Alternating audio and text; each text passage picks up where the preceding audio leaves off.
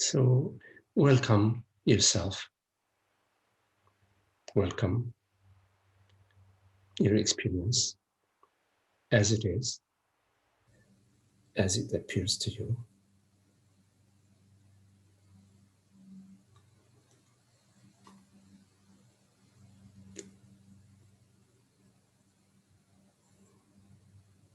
The sensations within your body,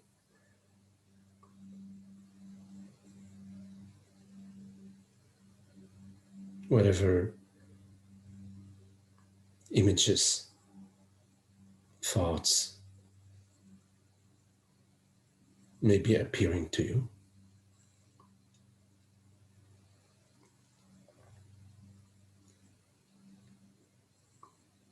Without any interest in changing anything or seeking anything or improving anything.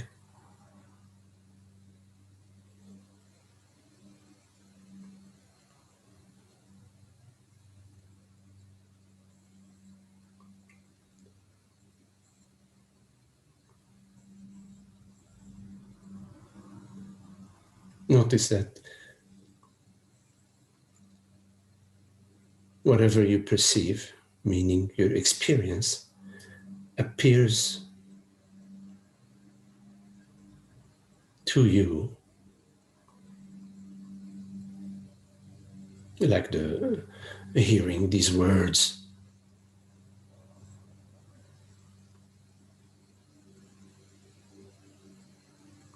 the sensation of your feet on the ground,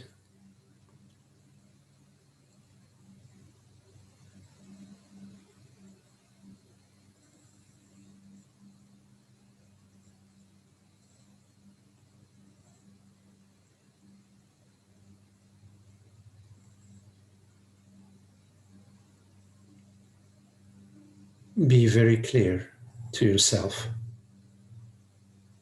by verifying, looking into your own experience,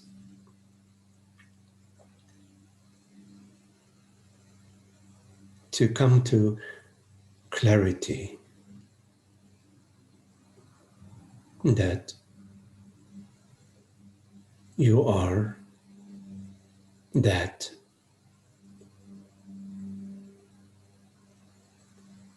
formless presence.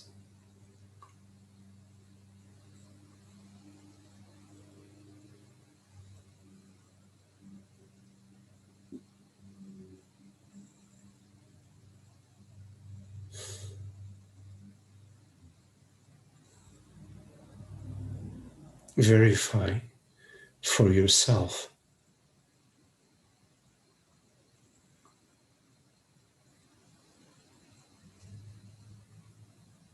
that this presence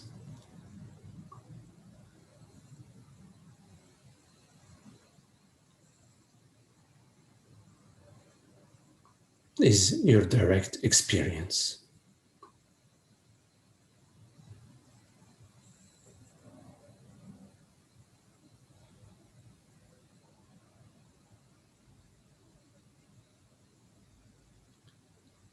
And not a belief, rather,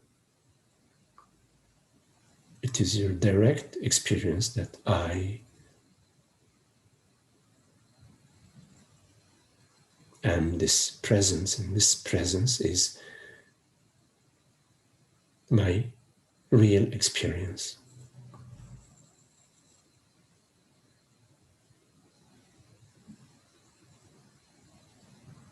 The hearing of these words appears within presence.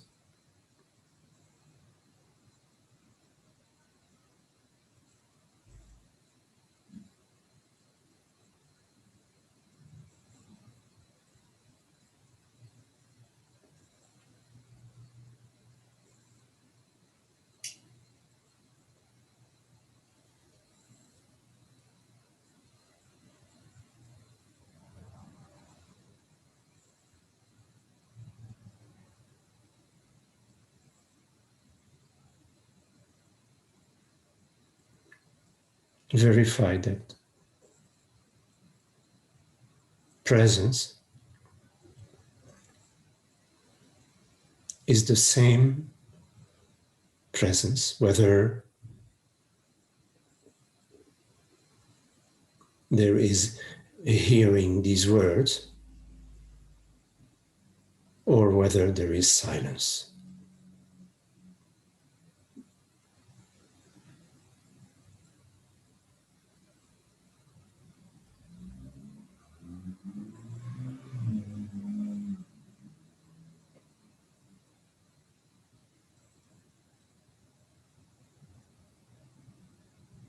Come to your own clarity that presence, whether there is hearing or sensing your feet on the ground, or silence, stillness,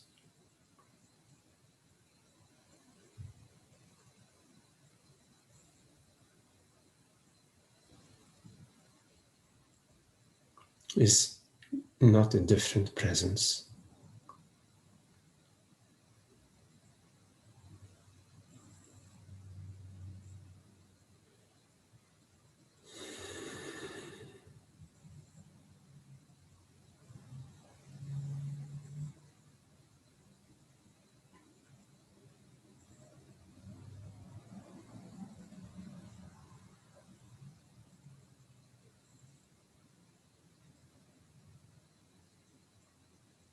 A thought, which is a sort of image, appears.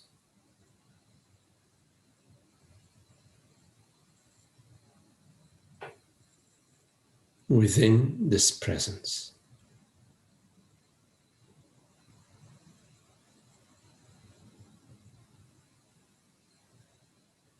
Make sure that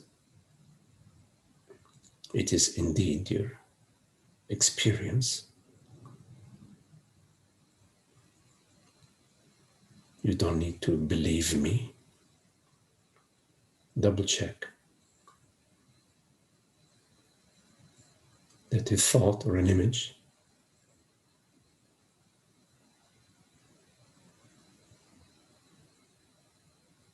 appears within presence.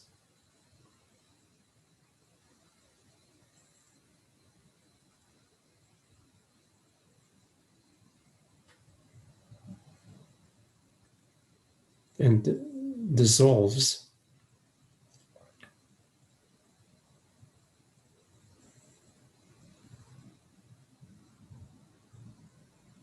within that same presence.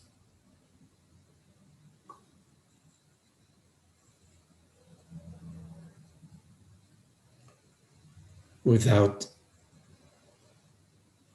anything happening to presence.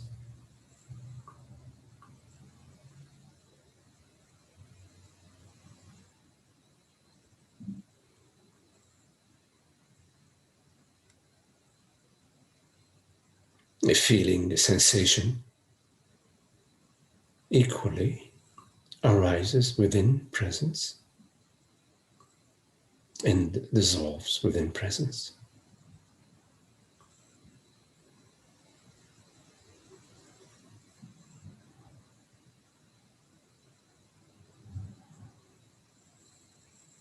Without affecting presence in any way.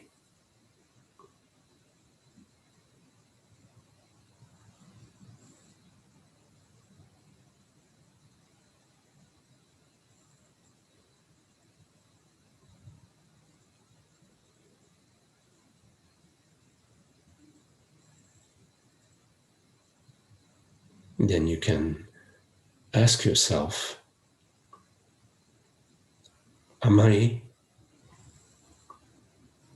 the thoughts, the images, the memories the sensations which arise,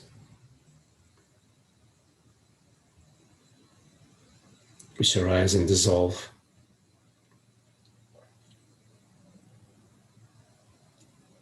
Am I that which appears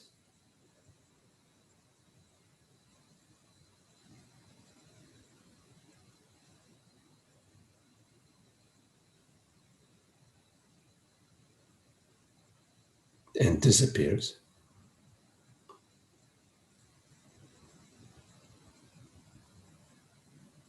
Or am I the presence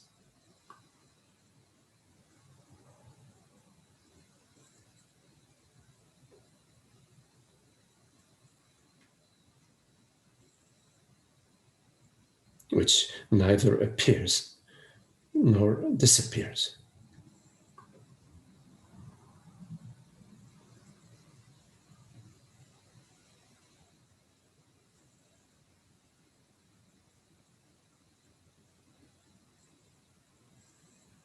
Is the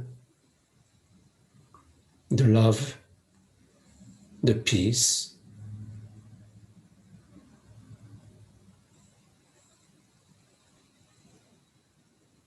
does the happiness reside in the images which appear and disappear?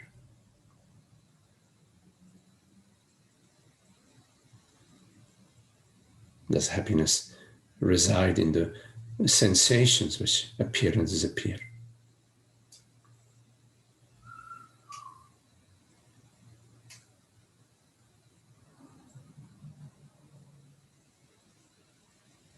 Does the peace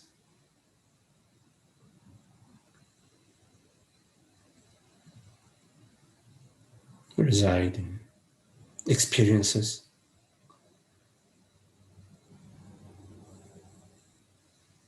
images, memories?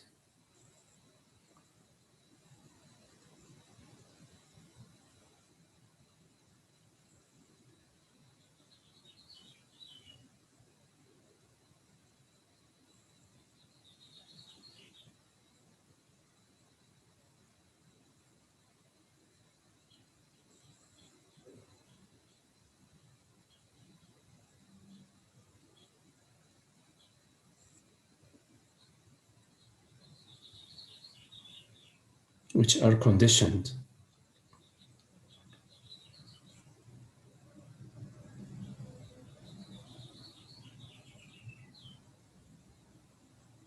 which are subject to cause and effect.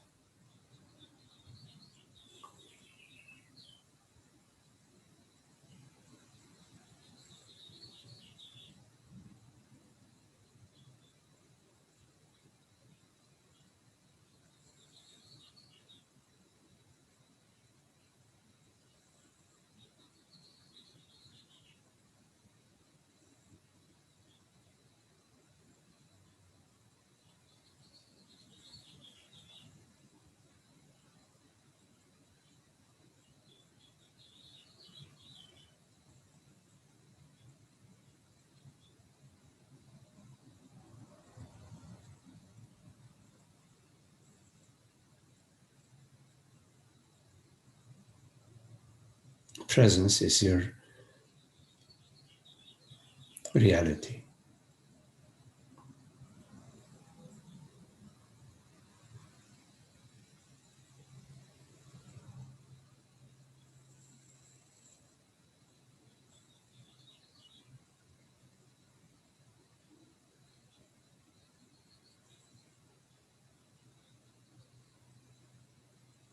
Presence, awareness.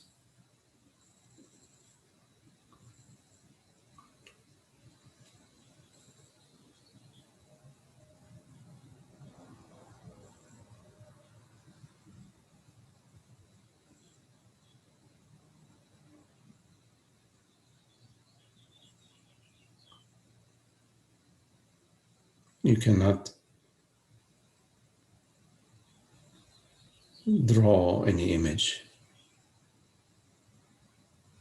without having a screen.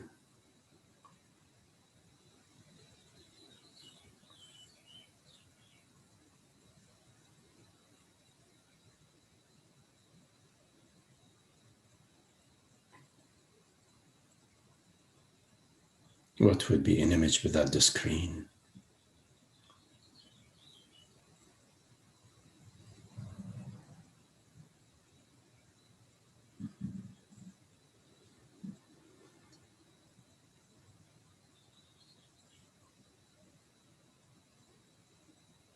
Whenever you overlook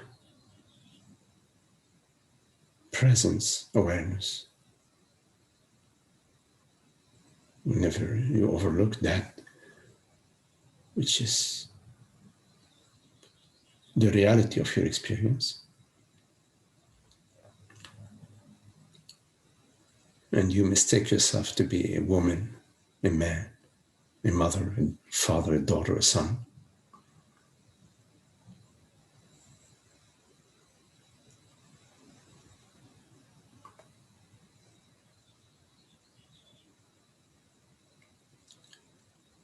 you experience the negative emotions, the contraction, the sense of limitation, the sense of lack, the depression, the loneliness, the despair.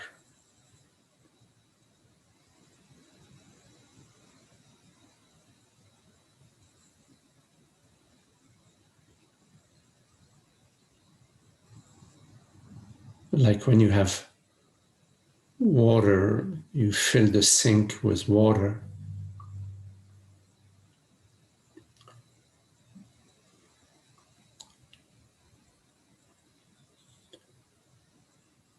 And the sink is full of water, and you remove the stopper. When you remove the stopper, you have a whirlpool that arises.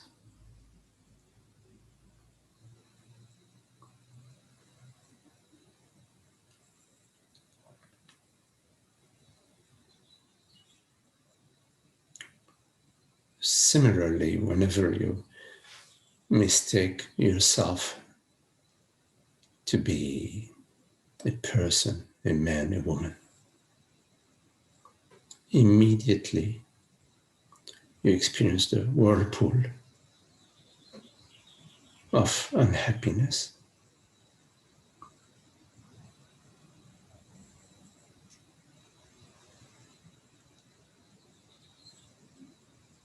Which are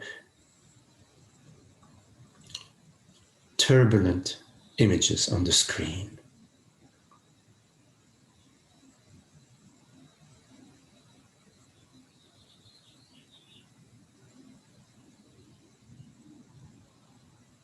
The turbulent images on the screen do not affect the screen.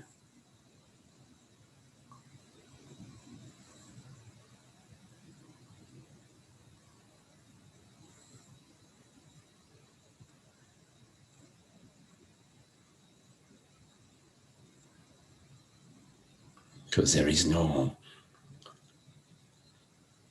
resistance within the screen.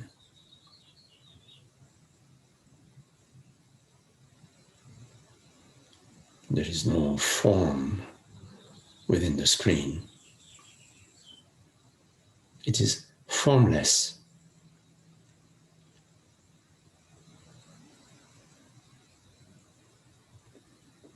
It is undisturbable. It is not disturbed by the whirlpool. Like the water in the sink is not disturbed when you remove the stopper. water is still water. It's still H2O. Whether it's at rest or whether it's whirlpooling.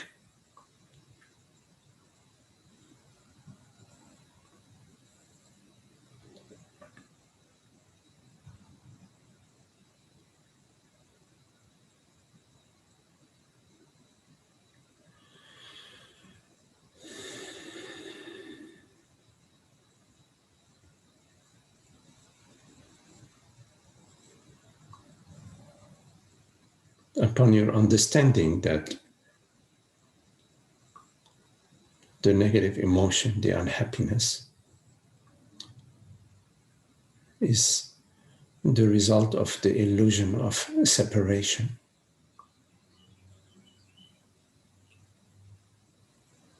The falsehood of separation.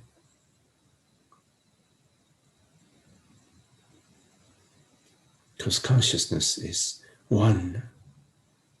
It is not divided in bits and pieces.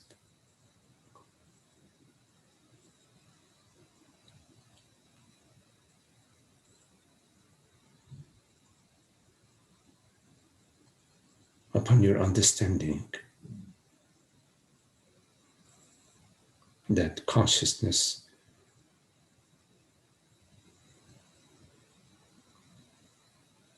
being limited is a belief.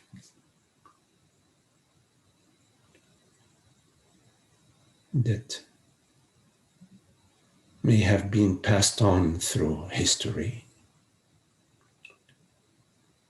like the belief that the earth is the center of the universe, or the belief that Santa is real. Upon your understanding that this belief is not founded on any evidence,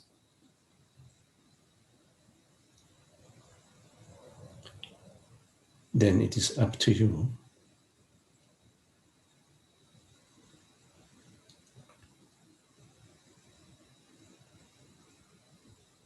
to continue to defend yourself in the dream. It is up to you to continue the process of self-blame or blaming others as a separate self. Or to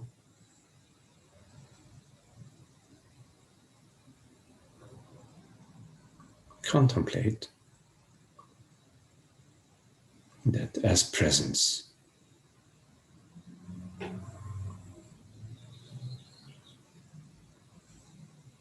The only option is peace.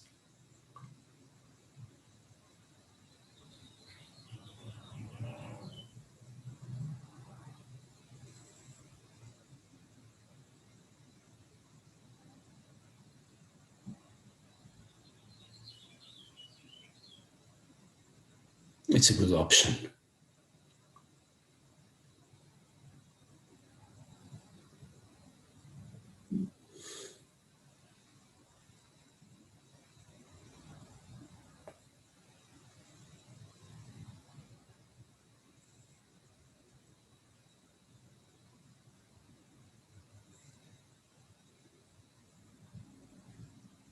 Be watchful not to give power to sensations and feelings.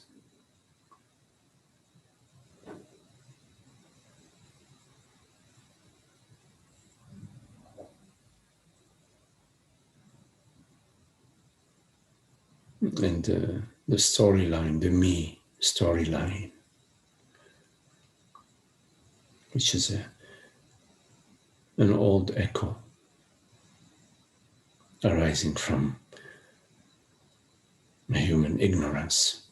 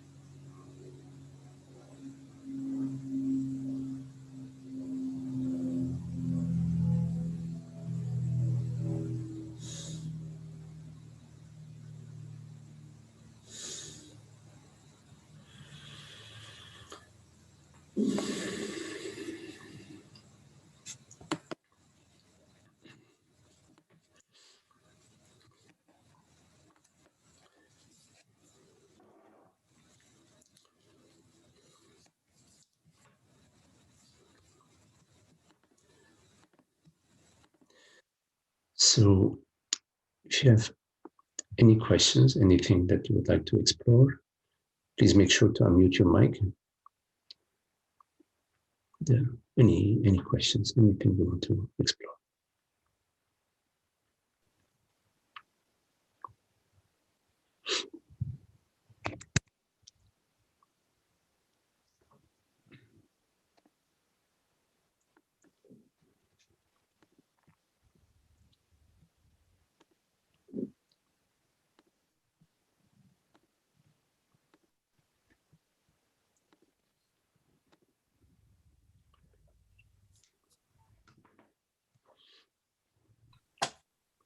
Hi, Magdi.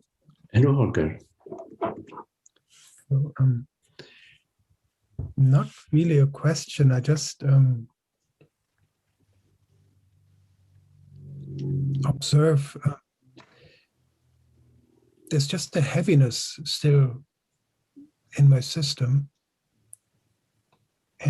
But on one level, it doesn't really disturb me too much. I don't know how to explain it. I mean, there's still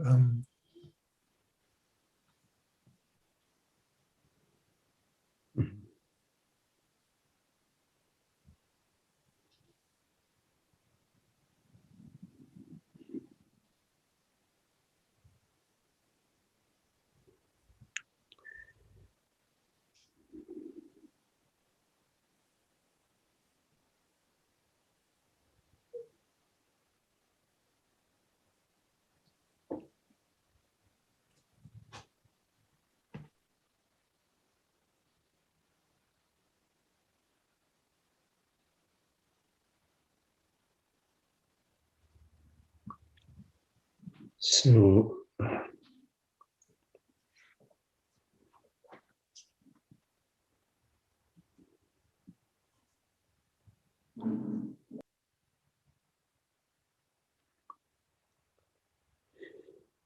it's a sensation, isn't it? yes.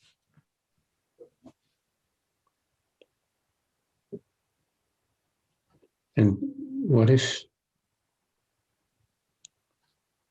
we don't add a narrative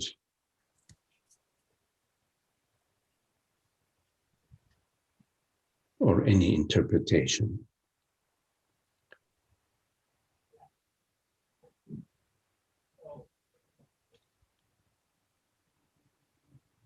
And if we do add a narrative, the narrative is just a passing thought, isn't it?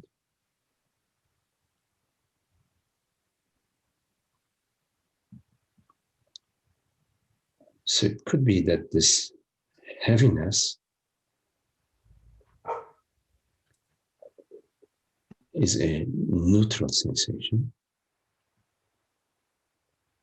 and possibly with a passing thought.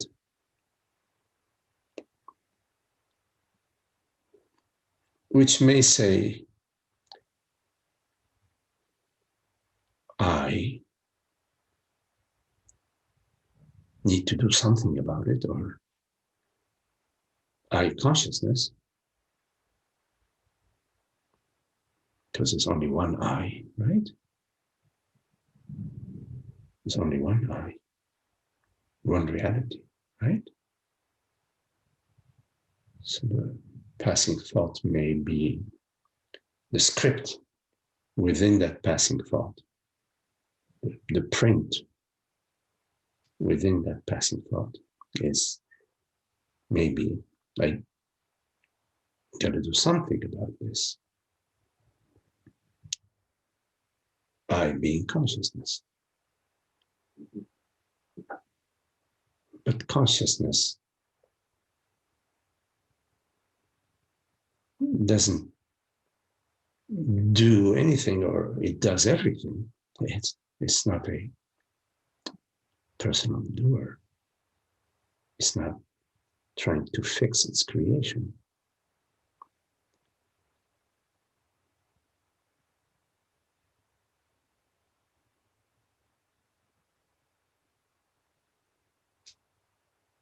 And I, consciousness,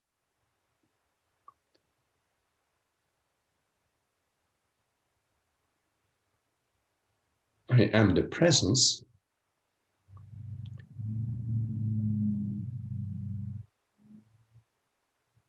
within which this sensation, quotes unquote, heaviness, which is impersonal, which is the weather, like the weather. It's like the weather because it is like the weather, and it's like the weather because that which makes it personal is illusory.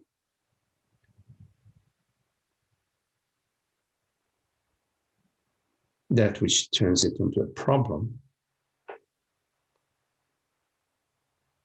is just a passing thought with a reference within the thought to a false I. An illusory I. Oh yeah, I gotta do something about this. This is a problem. A problem for whom? For I being whatever it is in the script of the thought, which is the script. You can write, I am Dracula, I am John. I mean, it's just a script. A script. Because you are none of that. You are not in any script. You are the perceiver of the script, if there is any script. You are the creator of the script and the perceiver of the script. So the heaviness then gets attached to, which is a neutral sensation, gets attached to, oh my God, this shouldn't be, or this is false, it's wrong, for me, for just get attached to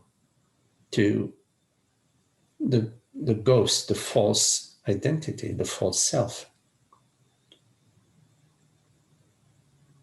And of course, the sensation wants to liberate itself, because why? Because it's arising within liberty, within freedom, it's arising within consciousness.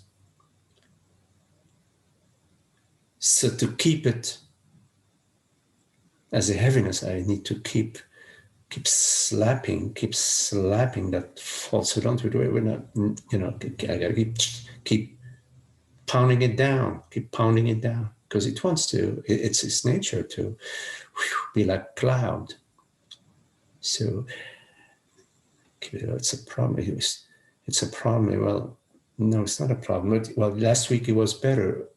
Yeah, but time is illusory. Yeah, but what if I don't get it next year? Well, there is no next year. Well, what about Jose got it and I don't have it? Well, what do you mean? That's just what Jose is. I mean, it's not about Jose, it's about you. Yeah, but what if I die? So it's this thought. It keeps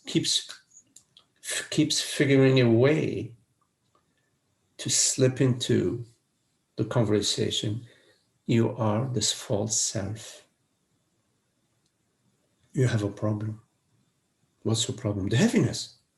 Oh yeah. But no, heaviness is not a problem. What do you mean heaviness is not a problem? Were you heavy last week? No, last week I was okay. Well, you see, so it's a problem.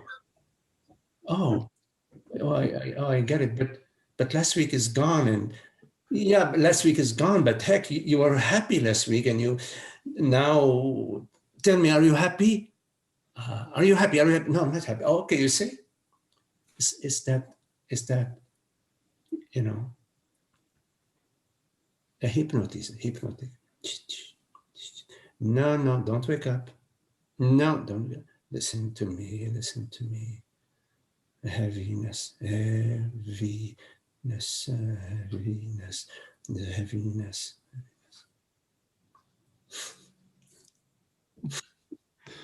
Ridiculous. Thank you. Yes. So yeah, heaviness. I'm okay with heaviness. Heck, give me heaviness. I'll take your heaviness. Ship it over, Holger. I don't have a problem. I'll take your heaviness. Can I ask a question? Yes. Is it Anna Marie? Yes, Anna. Oh, you want to join this conversation? Yes. Is it possible? Holger, yeah, it's okay, yes? Oh, absolutely, yes. Okay, yes, Anna, go ahead, please. What I understood that you said is that there is the prism, the source of all there is. And there is the rainbow that is the projection of all there is. When we are trapped within the rainbow, we keep on perceiving differences and feeding whatever was there and keep alive through the entertainment of the depression. So what you were saying is happiness, depression, contentment, not contentment. It is not the source. It is just the experience in a screen. Yeah. Yes, but my question comes now. Mm-hmm. In the experience of now, that it is just imprinted in the screen, there is a need for energetic release, just a release.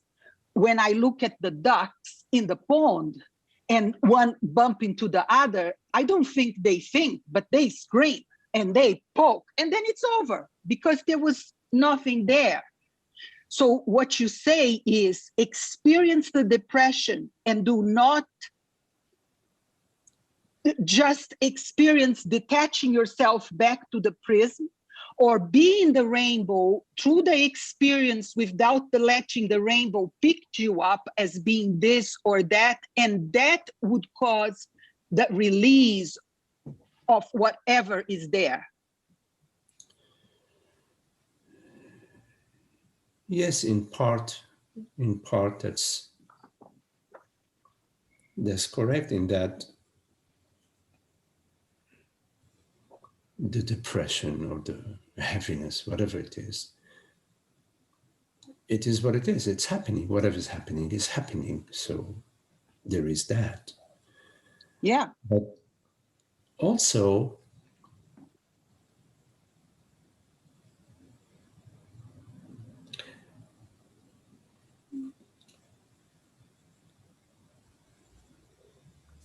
to understand, not just theoretically, but experientially, that which you are is this invisible, formless presence. That which you are is before the prism, the white light before the prism. That in this moment, you are that which perceives. And that which perceives is not an object that is perceived. That which perceives is absolute, is real. You cannot deny I, but this I has no form, no shape. It's transparent. This is transparent aware presence. So how could the wide open sky be depressed? Like, let's say there is a dark, black, rainy, thundery cloud arising, a storm arising. From the perspective of the wide open sky, which is I right now, this moment, this awareness, how could this I be in any way whatsoever, disturbed by the storm? Yes, there is a storm. Lightning, thunder, whatever is unfolding. So, of course, I mean, we say, like you're saying, Anna Maria, to sort of, if you're depressed, to experience the depression, meaning the wide open sky, in a way, is available for the storm. But the wide open sky doesn't experience a storm. The wide open sky is not in the realm of experiences. But yes, at the same time, given that there is a spectrum of understanding, There isn't just Yes. understanding. So in terms of the spectrum of understanding, we often say, be open, be available, be transparent to the sensation, to the depression, to the heaviness. But I would like to add, which I did already with Holger, so I would repeat, to also be available for the contemplation that a depression or a heaviness, in our experience, is a sensation with a me story. Is me story. Whatever the me story is, it varies, it varies. But it's a neutral sensation that's happening, whatever, in your face, in your body, maybe in your whole body, I don't know, whatever. It's a sensation. Plus, oh my God, what's happening to me? And, oh God, I'm getting depressed. Oh, when will I get out of my depression? Blah, blah, blah. It's whatever story it is. Memories, images. Oh, my mother was depressive and this is in the family. So I'm, whatever the story is, stories are very convincing. Why are they convincing? Because we don't examine them. And how do we examine stories? We examine stories by realizing that a story is a series of thoughts. Actually, it's just this one thought, and then this next thought, the next thought that's arising within the spaciousness of awareness. And that I is this awareness, and not this. I'm not defined by the story, because the story, the thought, doesn't know me. Whatever thought or story says about me, it's just a freaking story. It's not possible for that which is known to know anything. 0.000% to know anything about that which knows. So there are contemplations alongside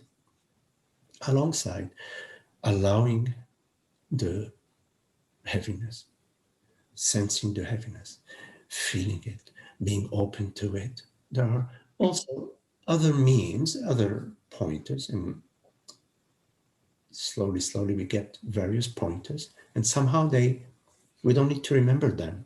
Once we understand, I see what, I got it. Understanding is, you have to be really clear that understanding is yours. Once you understand that which perceives me, and that which I perceive, cannot perceive me, you understand, so, yeah, it makes sense. I mean, to be clear that you're not just adopting, you're not just saying, oh, Magdi said that, therefore it must be true. No, you're getting it. You're getting it. It's not possible for a thought, because I perceive the thought, to know that which perceives it. Because the thought is an object which is perceived. It is not knowing. I can see an oak tree in the yard, big oak tree, but the oak tree knows nothing about me, nothing. It's not possible. You see, there's understanding. So understanding has its own impact onto the mind. We don't need to necessarily know the impact that understanding has on the mind, but understanding is crucial for aligning the mind, freeing the mind from misunderstanding. So understanding is, okay, I thought that the thought that says I'm depressed means I am depressed. I thought, but it's just something that I'm perceiving. Holy cow. It's something, so it could be that I'm not depressed, because what is I? I is not Magdi. Magdi is the name of the body that my mom, she was from Egypt. She said, oh, Magdi is a good name for this baby boy. I said, okay. I mean, I was like, okay, mama, you can call me Magdi. Called the body. She called the baby, she called it Magdi. This baby, I don't know where the baby is. Now there is a different 12-year-old boy, then 20, then 30, then 60, whatever. Which one is Magdi? Whichever, it doesn't matter. This Magdi is this You can call this Magdi, this whatever you want to call Magdi, you can call Magdi. So I call the body Magdi, but I know that I don't call myself Magdi because I has no name. I is consciousness, awareness, presence. So it's understanding, is you have to come to the understanding. Maybe you have to visit the understanding over and over to come to clarity that, heck, all sorts of things can happen to the body. Actually, I don't know. Maybe tomorrow something will happen. I lose my right arm, meaning the body becomes one-armed body. Hello, guys. Yes, it's possible. But is anything happening to I consciousness? No. Of course, I'll do my best to learn how to write with my left hand. Oh my God. And I practice whatever things to make the body function as best as I can. But the I is not the body. I am not the instrument of perception, the instrument of hearing. I am not the instrument. It's very important to understand that, you see, because as long as you are the instrument, you are the body, anything that happens to the body affects you. Oh my God, the body is aging. Oh, white hair. Oh, it's balding. Oh, it's wrinkling. Everything, if you are the body, you are in deep trouble, you see. But the fact is, you experience the body, like you experience your car, you experience your dog, but you are not the car. You are not the vehicle, you see. So this is an important part of how to deal with emotions, with unhappiness, because in fact, our entire interest is in peace and happiness. Not peace and happiness because I have $1 million or because she loves me or because what? No, causeless. The causeless peace and happiness. So the causeless peace and happiness resides in that which is absolute, which is not changing. You see, because if my peace and happiness resides in, having a great partner. Heck, maybe next year that my partner, he or she falls in love with a neighbor. Holy, what happened to my happiness? Boom, destroyed. I go from happiness to depression, like that. I go from happiness to depression. Why?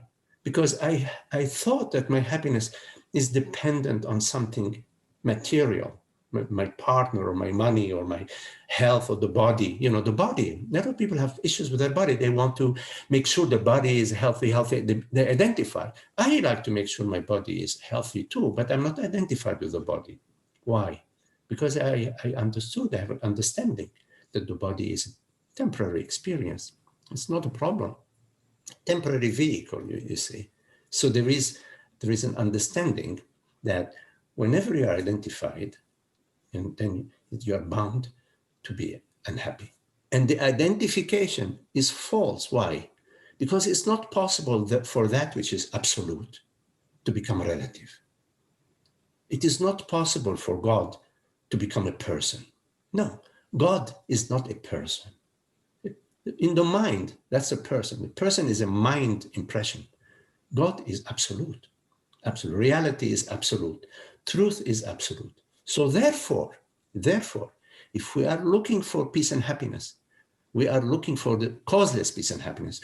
We are looking for the absolute peace and happiness. And you cannot find the absolute peace and happiness in a feeling, because a feeling is not absolute. You can only find peace and happiness in that which is absolute. And that which is absolute is awareness, consciousness, awareness, consciousness. And awareness it's not like, oh my God, how am I going to now find awareness, You look directly in your experience. What is it in your experience? Don't listen to me, just your experience. That is always unchanging, and unchangeable in your experience. It's not your body. It's not your body. It's not your children. It's not your house. It's not your image. What is it?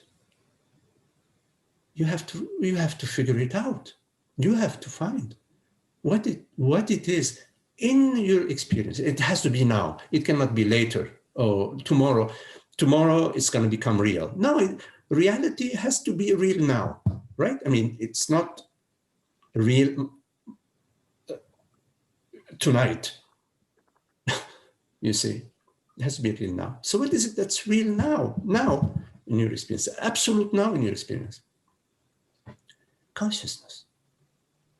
It is consciousness. Yes, Anna.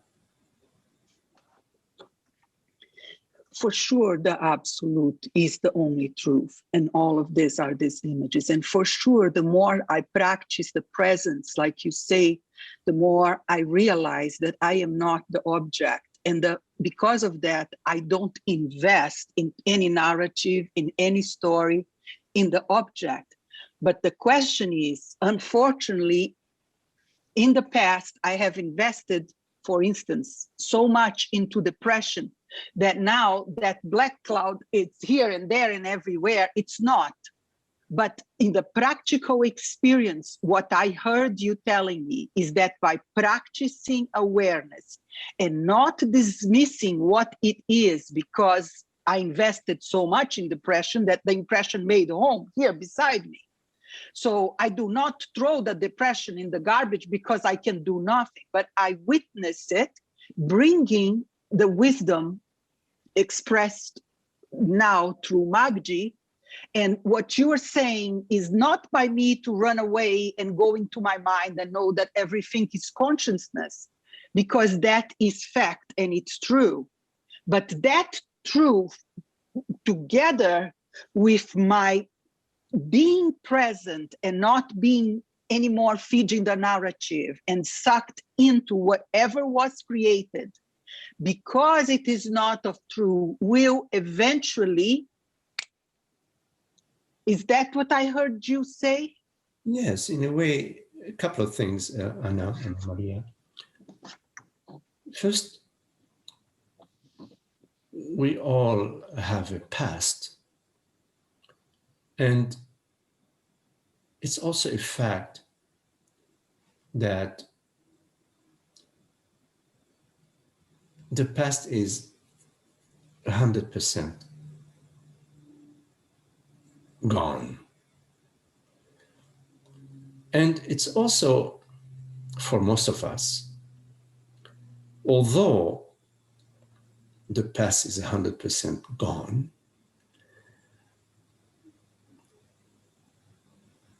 we don't let go of it.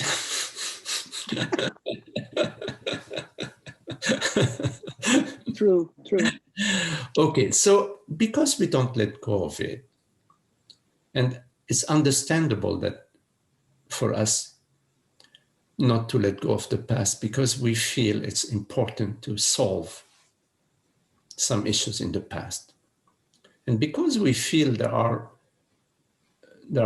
issues in the past that we need to solve, we don't let go of the past. Now, so as a result of that, the past visits us. It appears to us in many ways.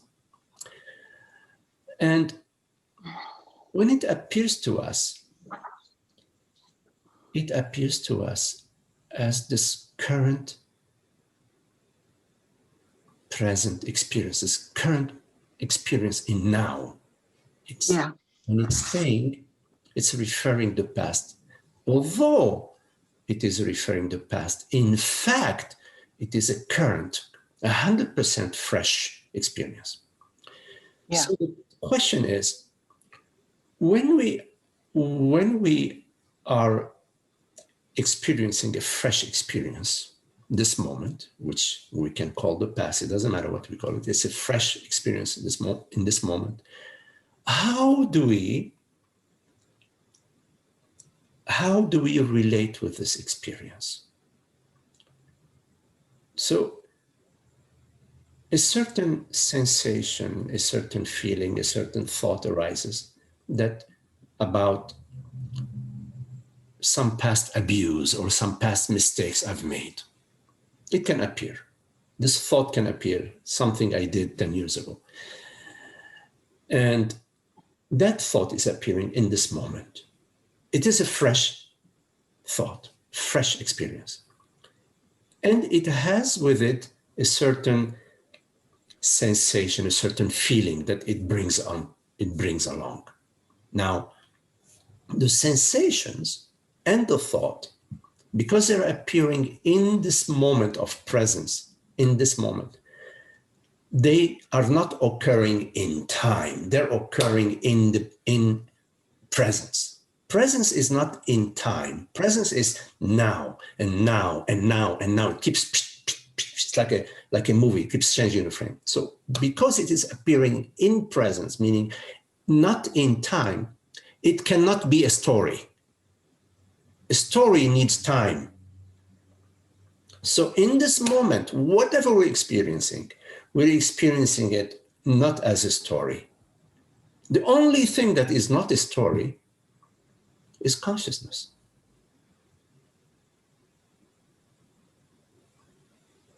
A tree, we see a tree, there is a story about oak tree and oak, and there is some narrative. Anything that you experience has a narrative to it, has time in it.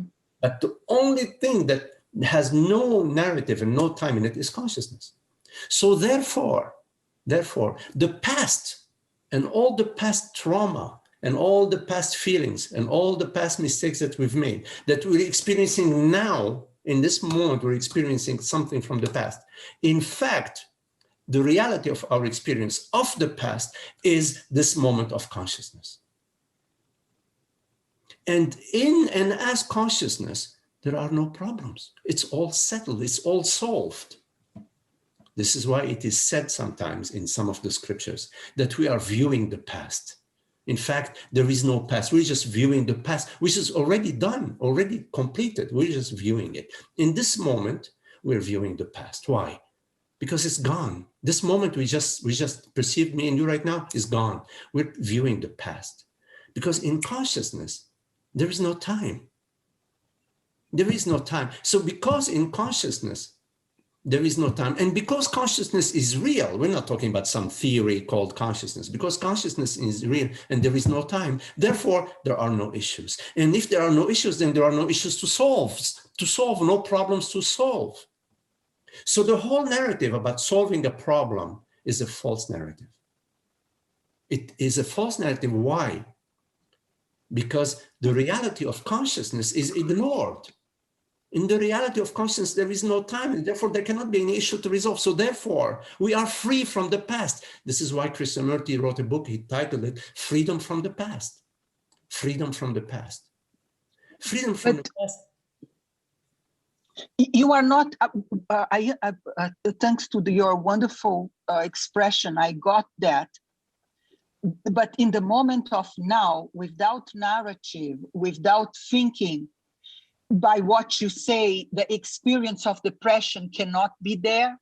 Absolutely. The experience of depression cannot be available in presence. It is available as a narrative. It is available as a narrative, meaning it is. I got it. Yes, it is available to, oh, here I am, and then there is a whole mind narrative that is formed, maybe so quickly that we may not notice it, but it exists as a narrative. And so the issue is to come to understanding about the narrative, so that the narrative does not become our leader, so that we live less and less and less in the narrative, because narrative, there are billion narratives, So living in a narrative is it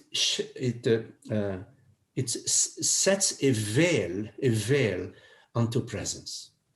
Yes. And presence is a freedom, the joy, the freshness. So yes, I mean, I don't mean to say It's very important. I don't mean to say that we can do anything we want because there is no past, so therefore there is no future. No, I don't mean that. I don't mean that. When we come to the understanding about reality, about consciousness, we come to the understanding about that I am this universal consciousness. So it's not possible for me to harm you or to harm somebody because I'm harming myself. It's not possible. It's not possible. The only way I can harm you is to separate myself from you. I have to separate myself from you to perceive you as good or bad. If you're good, I love you. If you're bad, I harm you. There's only way. So I am not saying there is no time, so therefore it doesn't matter how we behave. No, not at all. I'm talking about not about some theory, idea that there is no time, but to comprehend, to understand that your experience in this moment is non-dual. It's non-dual. It is the wholeness of being, the totality of being. And time, the impression of time is just a passing thought, an image that passes. Time, in a way, is a thought narrative, and it's also a perceptual narrative. We could see a picture. I could see a picture of myself when I was 10 years old, and the picture of myself now. I'd say, oh, there is time. Look at this 10-year-old boy, and look at this, older man. So there is a phenomenal aspect to time, in the world, and there is a mental, a psychological aspect of time, which is memory, which is thought, memory, which is all fine. It is perfect. It is just a design. It's a design like but the key thing is not to confuse consciousness, confuse yourself to be an object in time.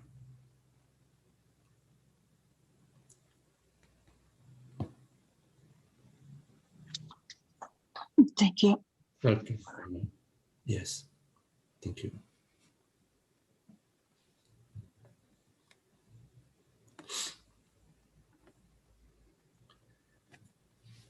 Any questions?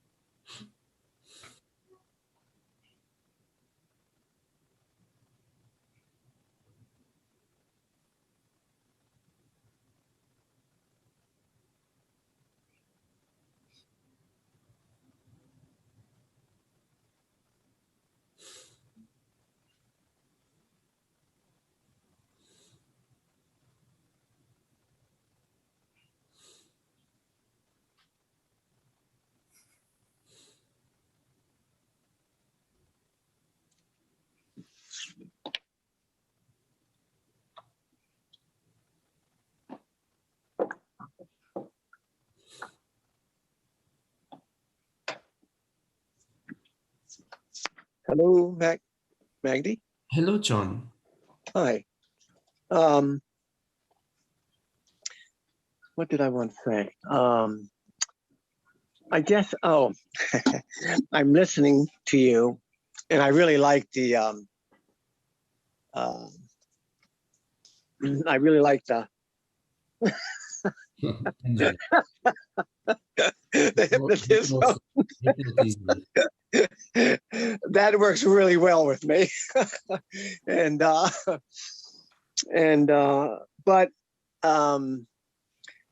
it was actually yesterday.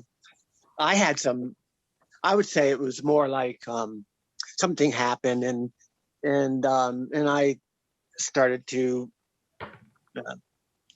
identify with what's called the person, but more so is to say that I had feelings and emotions and thought, and boy, it came poof, and it felt more like one would say, like, I figured out hours later, it was like life-threatening, okay, which means the person threatening and the body threatening. Mm-hmm.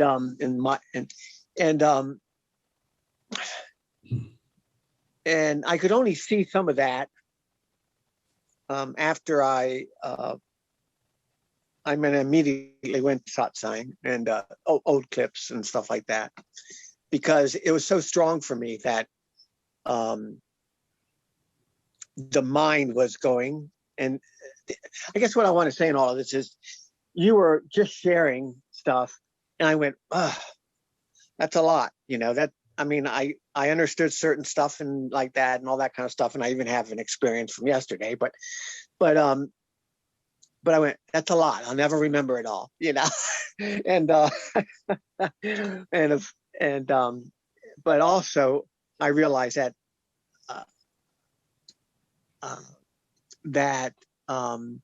not only trying to remember it is trying to get it in the mind.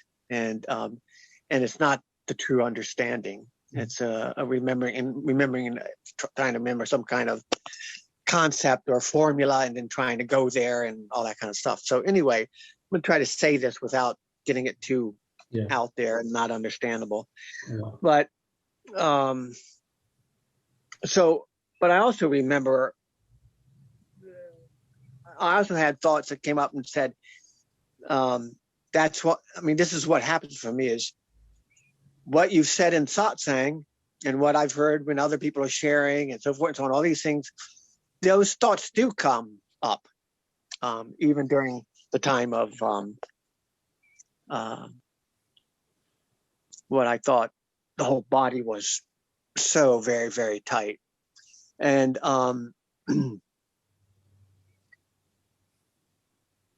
so what I realized yesterday was this happened. It's so funny because it happened earlier in the week, and then this was an opportunity that it was seen again yesterday. Was earlier in the week, I saw thoughts. I saw my thoughts, and there was this, like, you can say distance from them, but maybe a better word is, with I and consciousness, is my independence from them. I'm not dependent on them, and to me that's a freedom, more than anything else. That's just a freedom, and I felt like the sky, and I saw and the clouds were in me, and that kind of stuff, but I felt like the sky, if the sky could feel anything, which is not, it was just plain freedom from the clouds. Yes. Mm-hmm. Anyway, so after saying just what I said, I'm going to try to get this together so that I can sort of, I guess the most important thing for me yesterday when I felt that, because other feelings and sensations and thoughts came up and narratives came up and about the future and this and that, and I just lost this and they've taken this from me at work and yada, yada, yada. What's most important for me is to know my freedom and to know that I am that freedom. And that's the truth. It's not a concept. And so more and more, I'm more welcoming of these. I knew yesterday this was an opportunity to contemplate. This was an opportunity, but it was very, very difficult. But yet something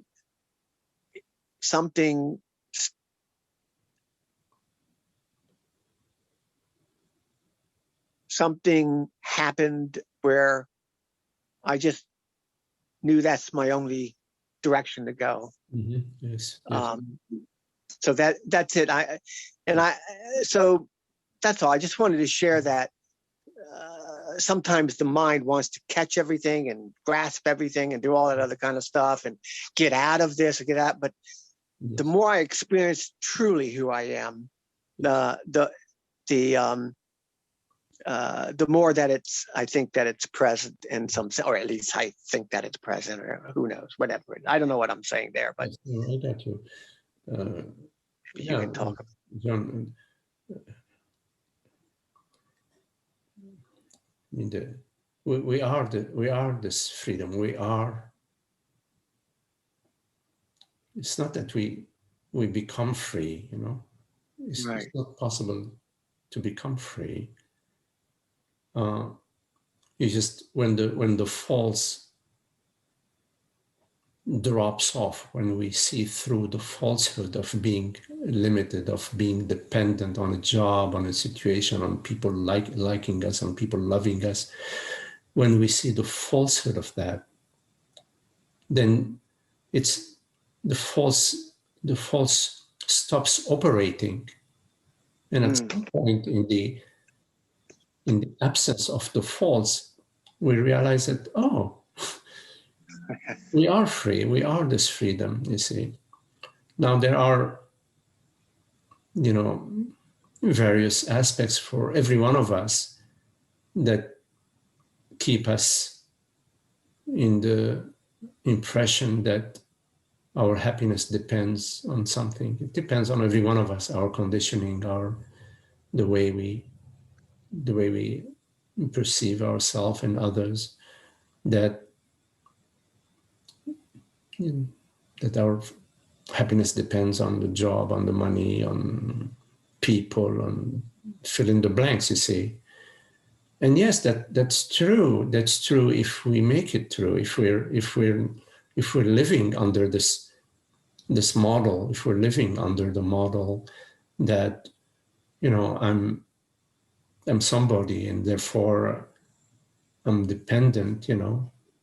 You know, it's true that the body is dependent. I mean, the body is dependent on oxygen, on rest, on relationships. You know, the body is dependent. You know, is connected. I mean, it's a dynamic and interactive system. So yeah, we can see that. We can see that you know, the work that provides me income is connected with my employer, and the employer is connected to the bankers or whatever. I mean, it's all interconnected. So in that realm, yeah, it's a realm of cause and effect and relationship. But the entire realm of cause and effect and relationships is the creation of consciousness.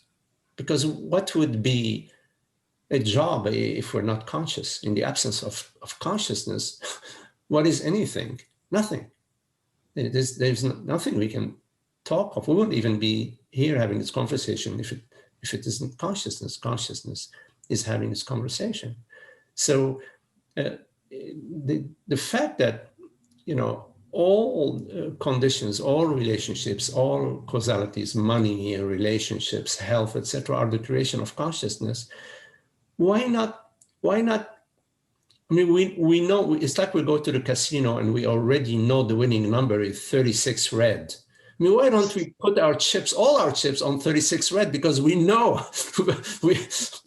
they rigged it, 36 red. Well, why don't we put all our chips onto consciousness? You know what I mean? Because if you really want to break the casino, you got to go with 36 red. Yeah. So consciousness is the reality of all our thoughts and dreams and relationships and you name it. It's what is a sensation without consciousness? So given we will come to this understanding, then you've got to put your hand in God's hand. I mean, you know, God extends her hand. You have to go for it. You have to say, yes, okay, here I am. Here's my hand. You know what I mean? Not, oh, well, what are you going to do for me? When are you going to come and tuck me in bed? When are you going to come and help me with, oh, my neighbor, his dog is keep, he helped me with, at work, she doesn't say hello to me. She says hello to the other guys and hello. No, it's not like that. It's not that. You've got to take God's hand, you know. So consciousness is your reality. You understand that. So you bank on consciousness. You say, consciousness, how do you live as consciousness? You perceive and treat everything as consciousness. You explore living as consciousness. Now, this exploration is completely yours. You're free to explore it any way you want. It is your exploration, but you've got to live it, explore it. Say, okay, fine, I'm good. These shoes fit. They're the right shoes, the right size. They fit. I'm gonna take them for a walk. Where are you gonna take them for a walk? Don't matter. Take them for a walk into the garden. You can take them for a walk to the supermarket to shop for some tomatoes. You can take them for a walk to the dance floor and go dance with them. You see, but you gotta slip these shoes on. Okay, so consciousness is like these shoes, these magical shoes. You put on those shoes, then you are the magician, you see. But as soon as you take off these shoes, then you're getting into me. Do they love me? Do I have? Don't I have? And you're into the mind, into the mind that's divided. Like Anna Maria was talking about the white light through the prism gets, you are now confused. Am I red, yellow? Am I pink? Am I green? What's better, green or yellow or orange? I think I like orange, but oh no, there is more. Green is more attractive. No, yellow. You see, not like that. You see, not like that. So from the mind's perspective, when the mind is enlightened by the understanding about the reality and the transparency and the universality of consciousness, then it's blessed. It's blessed, meaning it's been enlightened. It's been released from ignorance. It's been released from ignorance, and then the mind is a wonderful tool to celebrate, to love, to express gratitude, to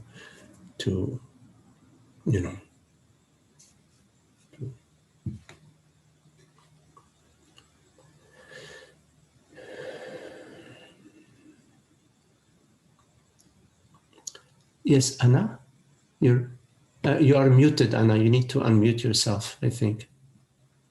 Anna. Yes. So what you said so nice, when we see the false for what it is, it makes it stop operating. That is so beautiful. And then you talk about sonship and being an orphan. When we are in consciousness where we belong, we are in sonship. It's all there. It's all present. It's all here. When we are in the separational consciousness of the different colors, different states, different narratives, I am an orphan. Yes. That's so. You even answered me. You said when we see the false, it makes us stop operating. So it's a process. Yes, and seeing the false is as our life is unfolding. So it's in this moment, we are presented with a certain situation. And we all are presented with situations that sometimes they seem challenging or they don't line up with our expectation. So it's always in this moment. How do we operate from the model me, mine, and not you? How do we operate? Do we operate from our feelings? Our old feelings are always old. They always have to do with the past. Boom. So it's always in the moment. To how do we live? Can we look at whatever is appearing to us as an opportunity, as a gift, for us to sort of explore our understanding, so we can not just our understanding can live itself through us with our participation. So I say yes to you. Whichever way you appear, I say yes to you. I'm listening. I'm open to you, and of course I'm also open to myself, how things are appearing here. So I'm listening. I'm listening freshly meaning I don't know. I don't have an objective. I don't know, but I'm going to find out in this moment, if there is direction. Let's see, what is the direction that can be good for all of us? I don't know. I don't know ahead of time, but I can be available moment by moment in my looking, in my not looking from my conditioned past, from not looking from my being a member of the tribe, this tribe, that tribe, you're a member of this tribe. Oh, well, you know, wait a minute, my tribe is older than your tribe. No, not like that, you know. So it's, but the sense of being a member of the tribe may arise. Oh, I'm from this tribe, you're from that tribe. So, okay, I mean, it may arise. I'd like to see that. I'd like to be available to that, to see the falsehood of that, because tribe comes after our oneness. So the tribe is just an image on the screen, like you're a female, I'm a male. This is about the body. It comes after. It's a creation of consciousness. It's not what consciousness is. So I'm available to how things appear, but I am more available to the reality, to that which we are, which is formless. So I perceive all that which appears as God's creation. So it's God is creating everything right now in this moment. So I am there as that, as all of that, as creation. I am as creation, as the creator and as the created, but not as a separate created, not as a separate creator. It's not a personal create. It is the universal creation. So in that way, life is how we are living it, and we're not living it in time. We're living it in the eternity of awareness, and as the eternity of awareness.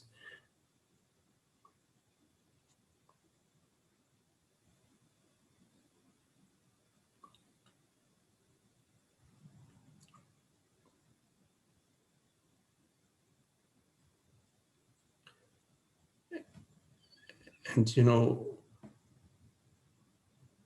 when I'm not on. when we live according to the love, to the truth, to happiness for everybody, to everybody's freedom, honoring that it's the right direction. And in a way, in our waking dream, the planet is calling for that. It's calling for that. So we hear the call. You see, we hear the call, and we are very fortunate in that we are also well in our contemplation, well rooted in our contemplation of truth. This is so wonderful. You know, Maggie, what I wanted to say was about I guess my microphone was off when she got back on, but I was listening to what she had to say and you were saying. I just wanted to finish a little bit on this, and that is with what happened the other day, is this thing of that freedom for me, being that freedom.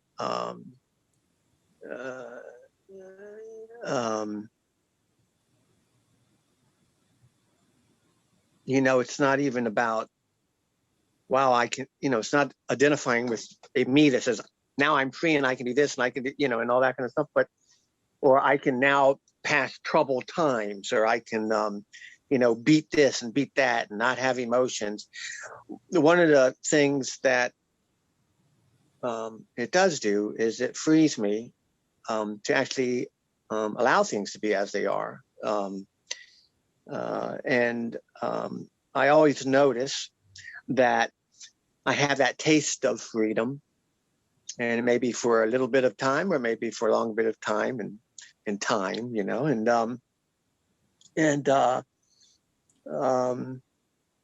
but I know that something will start to enter a little bit, but there's not the fear of it like before, and there's not the trying to get rid of it.